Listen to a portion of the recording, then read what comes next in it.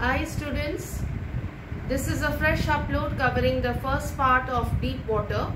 All of you must have noticed that the last 3 out of 3 videos, only one video you could see properly and the rest 2 were not functioning. So I thought I would cover the first part of the chapter. So it is deep water. Deep, why I am emphasizing on the word deep, because I want to signify the depth of the unfathomable water. Unfathomable means the level where you cannot reach. Okay, so it's deep water. Now here Douglas, the author, is the main protagonist, the narrator of the story, and here he recounts his experience in water. The essence of the story is all that you have to fear is fear itself. That is what he wants to convey to the readers, and that is why he recounts his childhood experience with water. How he had a water phobia right from the very childhood. He was about 3 to 4 years old when he went to the seaside with his father, and a huge sea wave had thrown him and he went on rolling into the water. He was extremely scared when his father laughed at him, and that left a very indelible impression in his mind, and he always had a fear of water.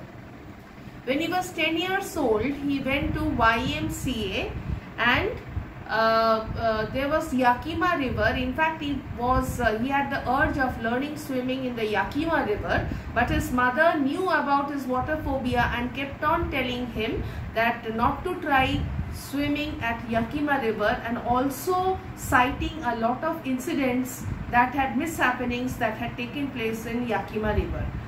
For example, so many people drowned. But when he went to the YMCA pool, he found that the situation was not that bad. Okay, the pool, the shallow side was only 3 to 4 feet deep, and the furthest end was 9 feet deep. And he got a pair of water wings, and he used to wait for children of his age to come in the swimming club and the YMCA pool. And when they used to get into the water, the author also used to go into the water and try to copy them and learn swimming.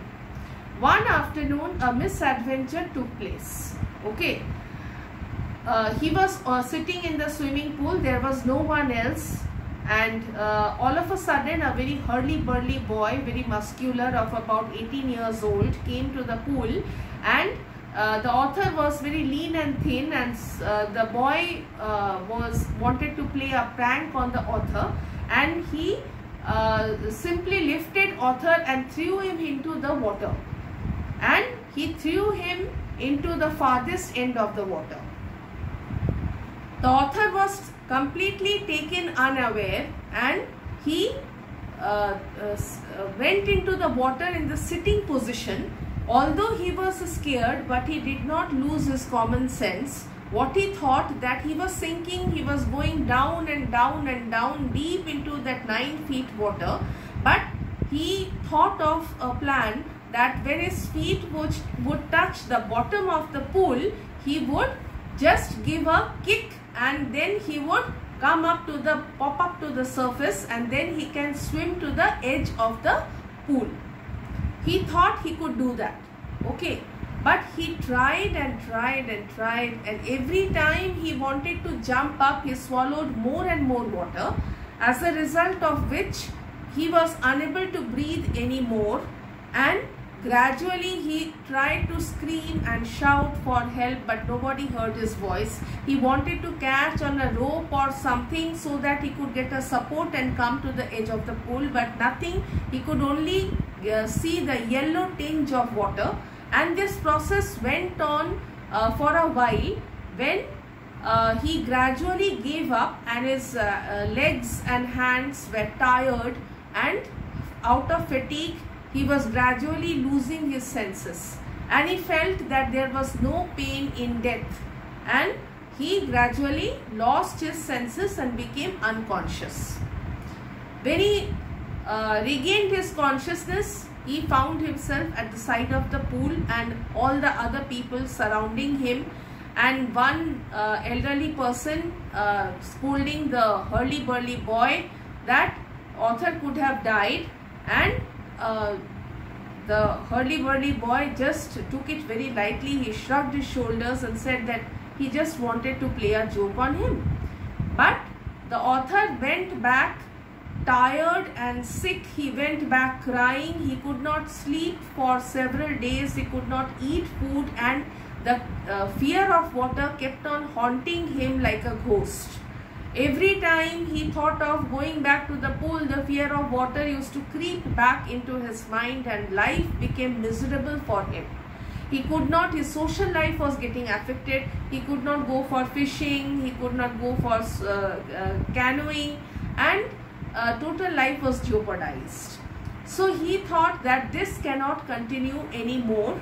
And one thing incidentally I would like to tell you over here, that the what was the author's feeling when he was getting drowned.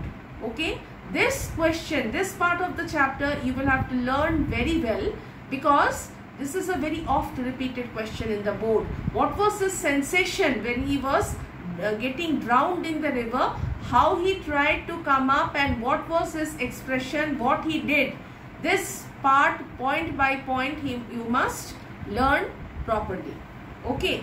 Then a few months passed by. When he felt that his social life was getting jeopardized, he said that he must find out a solution to the problem.